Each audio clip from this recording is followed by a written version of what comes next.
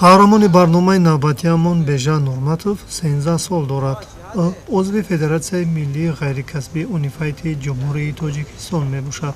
аллакай аз машқу тамринҳояш беш аз 9 сол сипарӣ шуд. машқҳояш дар маҷмӯаи варзишии хадамоти алоқаи назди ҳукумати Ҷумҳурии Тоҷикистон мегузарад.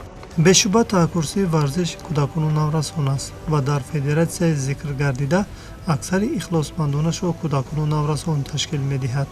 ине ки Бежан узви ин маҳфил шуд, аллакай наврасон дар сабқати ҷаҳонӣ аз худ таъссуроти амиқ боқӣ гузоштаанд ки ин ба вай як нерӯи тоза бахшид то идомадиҳандаи муваффақияту комёбӣ эшон бошад.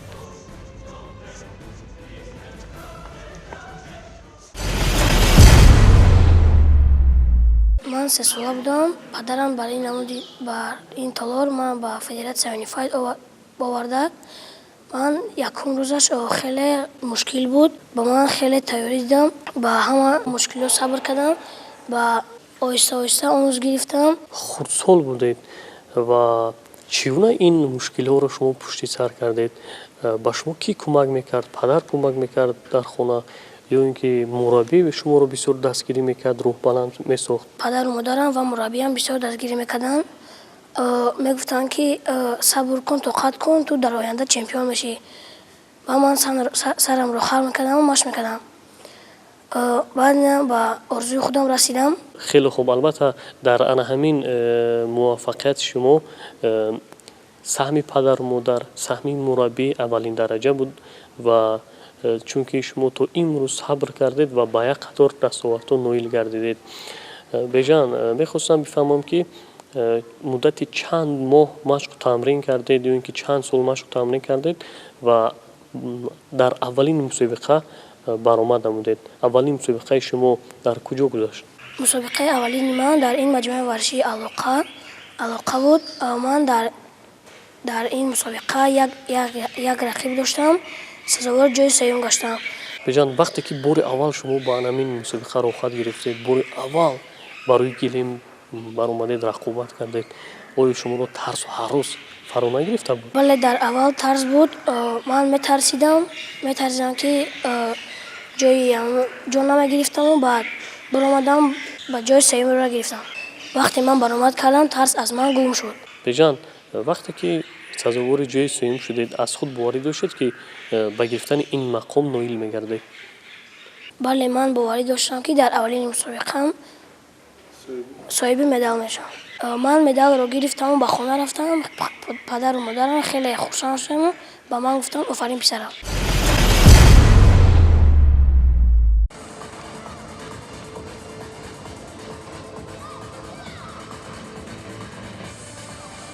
дар ҳақиқат дар тарбия ва рушди тоза гирифтани намудҳои варзиш саҳми мураббиён назаррас аст, чаро ки танҳо ӯ имкон дорад то варзишгарони лаёқатмандро ба воя расонад. дар сурате агар дар кораш масъулият дошта бошад.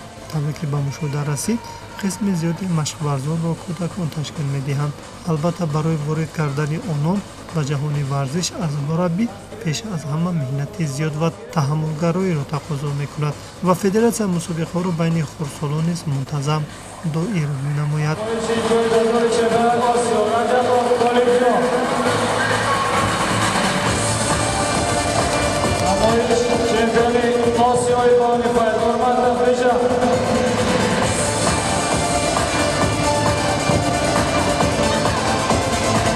Чемпион Ҷумҳурии Тоҷикистон Умар.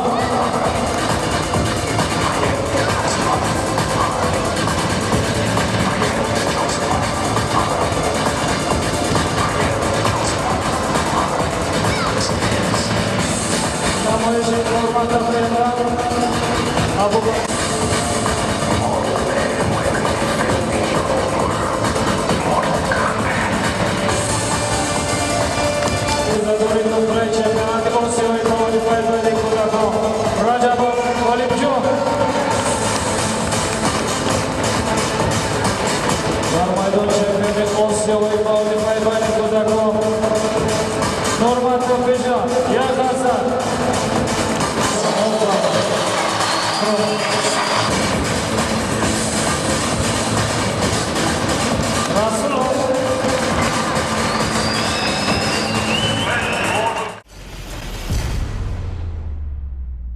بجان عموما در انامین فدراسیون اونیفاید ورزشگران از روی لایت و کلاسیک بسیارتر برآمد میکنند و میخواستیم بفهمیم که بجان از روی کدام نمود انامین ها در مسابقه رقابت میکنند. عموما برای شما کدام این بسیارتر پسند است؟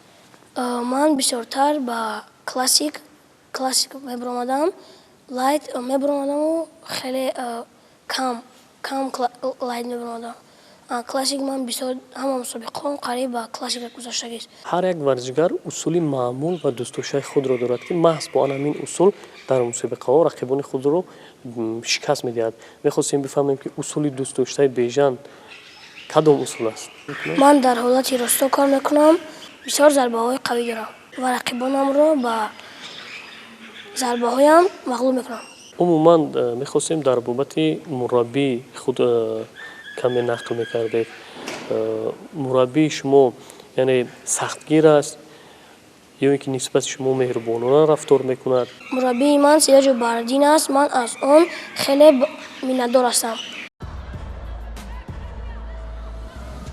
чуноне ки бинандагони гиромӣ огаҳ доред, истифодаи тарзу усулҳо дар унифайт маҳдуд нест, яъне варзишгар имкон дорад ки аз карате, бокс, кикбоксӣ, гӯштин ва ғайраҳо самаранок истифода намояд. қаҳрамони барномамон аз усулҳои гӯштин дида бештар ба истифодаи дасту пой таваҷҷӯҳи хоса зоҳир намуд.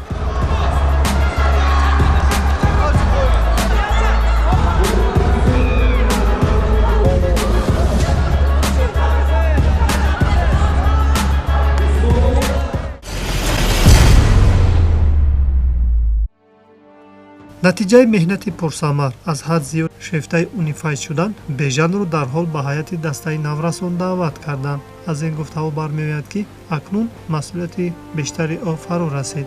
ҳамин тавр дар мусобиқаи шаҳрӣ иштирок кард. сабқатро дар риштаи муҳориба аз рӯи классик ифтитоҳ бахшид.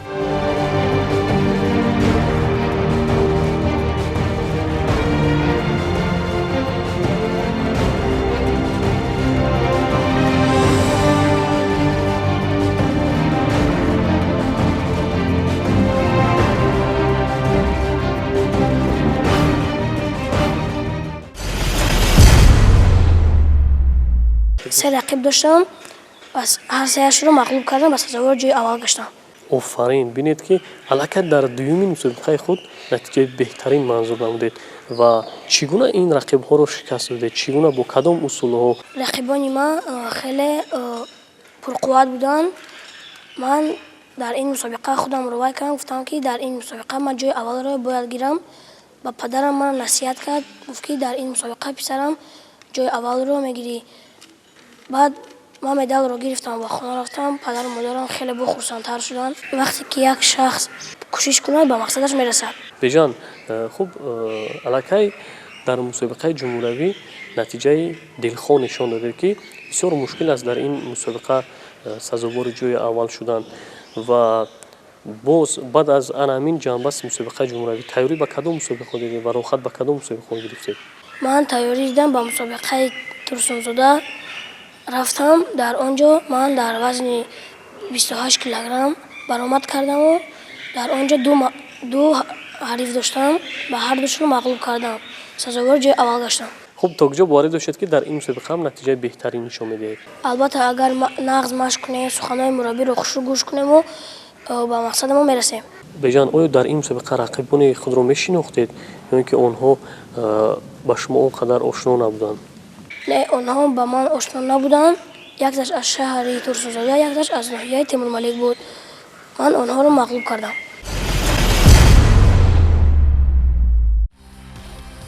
бо мақсади ташвиқ намудани унифайт масъулин ташкили мактабҳоро дар минтақаҳо роҳандозӣ намуд. дар баробари ин гузарондани мусобиқаҳо дар ноҳияҳо ба миён омад. масалан борҳо дар ноҳияҳои рӯдакӣ, темурмалик, шамсиддини шоҳин ва шаҳрҳои панҷакенту турсунзода мусобиқаҳо гузаронида шуд. дар ин гуна сабқат бежан иштирок карда аз худ таассуроти амиқ боқӣ гузоштааст.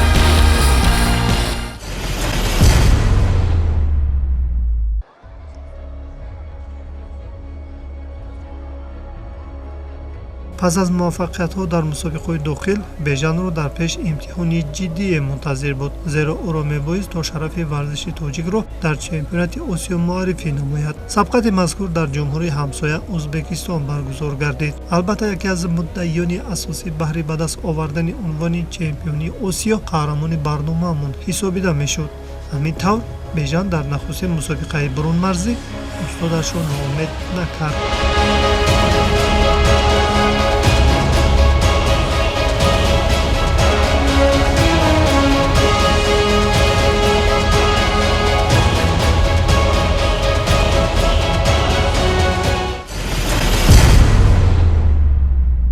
بیژن خب می‌خواستیم در بابت همون مسابقه‌ای که بیرون از تاجیکستان در مسابقه‌های آسیایی که بین المللی اشتراک کردنتون بفهمیم که کدام سال و در کدام مسابقه اشتراک کردید؟ باری اول سال 2019 در چمپیونات آسیا در جمهوری ازبکستان برآمد کردم. من در آنجا دو حریف داشتم و هر دوش رو مغلوب کردن، سزاوار جای اول گشتم. پرچم تاجیکستان رو برام برداشتم. باری اول بیرون از تاجیکستان شما برآمد کردید، چگونه احساسات شما رو فرا گرفته بود؟ در یک جای بیگانه، در یک محیط ناآشنا، با رقیبان ناآشنا روبرو شدن، چگونه احساسات بودن؟ همون احساسات رو ما می‌خوایم که با ما و با تماشاگران نقل کنید. بسیار احساس خاطرمان بود. من شب و روز فکر میکردم مدال طلا را به تاجیکستان بیارم. خب در این مسابقه رقیبان شما از کدام دولت‌ها بودند و چگونه آنها رو شکست دادید؟ در آنجا رقیبان من از جمهوری ازبکستان و از جمهوری قزاقستان بودند. من خیلی تیاری خوب دیدم و به هر دوی آنها رو مغلوب کردم. بیژن خب در این مسابقه از روی لایت برآمد کردید یا کلاسیک؟ من در آنجا از روی لایت برآمد کردم، برای آنکه من در همه لایت تیاری دیدم. بیژن گفته میتوانید که از همه رقیب ارزنده تر برای شما کدام رقیب بود؟ رقیبم از جمهوری قزاقستان خیلی پرقوت بود. رقیب شما از کدام جهت پرقوت بود؟ از جهت فیزیکی یا اینکه از جهت تکنیکی؟ او از جهت فیزیکی پرقوت بود. در روش مسابقه من داشته باشد. و بیژن آیا باوری داشتید که از یک مسابقه که بار اول در اونجا شما برآمد کردید مدال طلا به دست میارید؟ من باور نداشتم که در این مسابقه جای اول را میگیرم، برای آنکه همه ورزشکارا پرقوت بودند.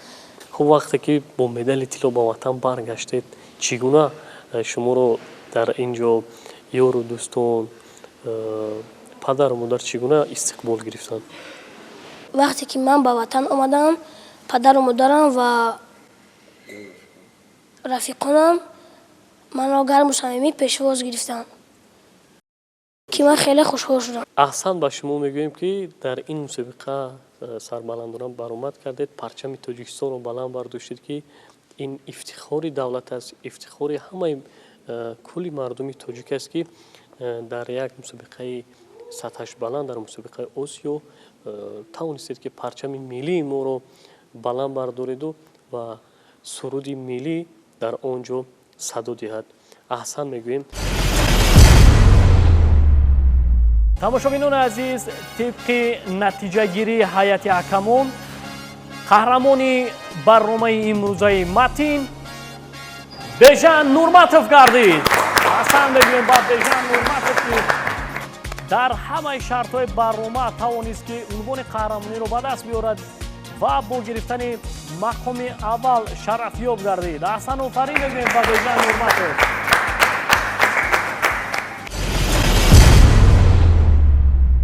بیژن وقتی که پرچم رو به دست میگیرید و پرافشان میکنید چی احساسات شما رو فرا میگیرد؟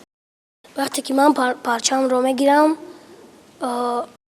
پرافشان میکنم، من خیلی خرسند میشم و مهری من نسبت پرچم وطن خیلی زیاد میشه. بیژن تا جایی که ما آگاهی داریم سال روان در جام رئیس شهر دوشنبه هنرنمایی کرده و میخواستیم اطراف این هنرنمایی کمی نقل میکردید. من در این مسابقه جام رئیس شهر 3 رقیب داشتم ҳар се рақсро мағлуб кардам, сазовори ҷои аввал гаштам. Ин мусобиқа барои ман хеле муҳим буд.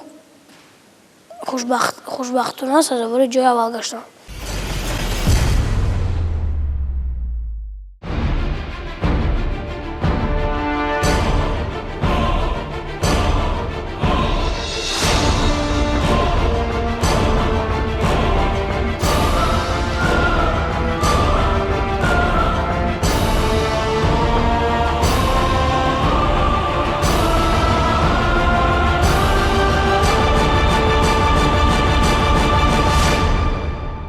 дар мактаби рақами 92 таҳсил мекунам.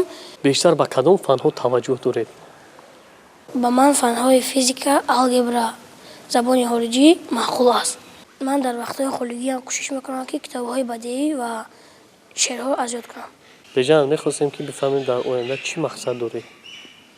дар оянда ман мехоҳам як шахси донишманд шавам, ба ватани худ хизмат кунам. аз рӯи Unified мехоҳам чемпиони ҷаҳон шавам. дар арафаи таҷлили 31-умин солгарди истиқлолияти давлатӣ дар шаҳри Анапаи Федератсияи Россия чемпионати ҷаҳон оид ба муҳорибаи ғайрикасбӣ Unified миёни наврасону ҷавонон баргузор гардид. ин муҳориба ба варзишгарони ватанӣ комёбиро пеш овард. дар ин сабқати ҷаҳонӣ беш аз 17 давлат ширкат варзид.